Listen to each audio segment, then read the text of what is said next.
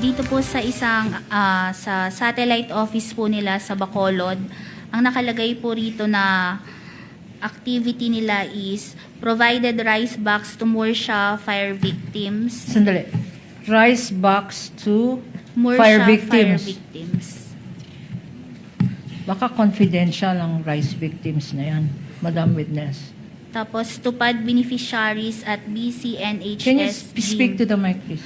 Tupad beneficiaries at BCNHS Gym, Dole, Tupad payout May 1, 2023, 198 recipients, daily wage for 50, a total of 841 cash disbursed 10 days. Mga tupad beneficiaries, linista dyan, kung magkano. Ito po yung mga naging activity po dun sa So, Bacolod rice satellite. giving, tupad activities, ano pa?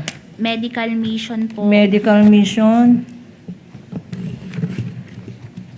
Release of rice boxes to beneficiaries in Sebastian Antique.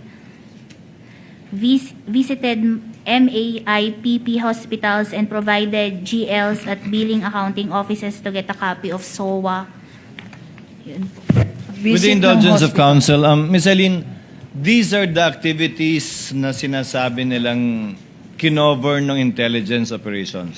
Ito po yung inattach nila as proof of success of the information Ng gathering. activities nga. Opo. Not that ginamit yung confidential fund sa pagbigay ng bigas, not that ginamit yung confidential fund sa pagbigay ng tupad, not that ginamit yung confidential fund sa MAIP.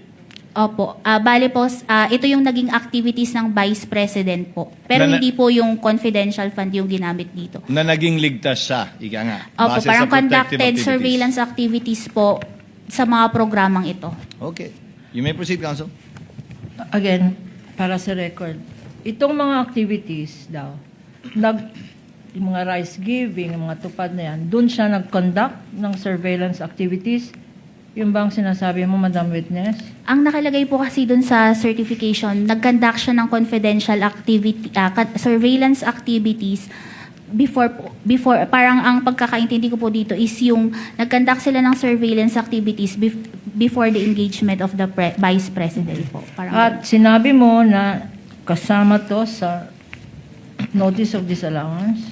Opo, kasi hindi napapakita ng mga dokumentong ito kasama yung certification na there was success in the information gathering and surveillance activities. Kasi yung statement lang po is there were no untoward incidents. Hinahanap ko po kung ano yung... Pag sinabing, Madam Witness, pag sinabing there were no untoward incidences, hindi ba evidence of success yun?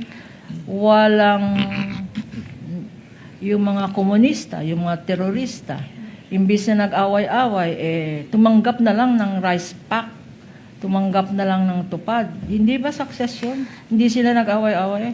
Ang hinahanap ko po kasi dito, sample po doon sa isang activity is nakalagay probable threat, CTG, parang gano'n, NPA po.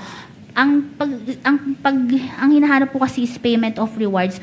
Meron bang doon sa probable threat na yun, may nahuli ba? Parang gano'n po. Yun ang magwa-warrant ng payment of rewards po. At wala kang ganon Yun po ang na hindi nakita hindi sa po evaluation mo, Madam Witness. Opo.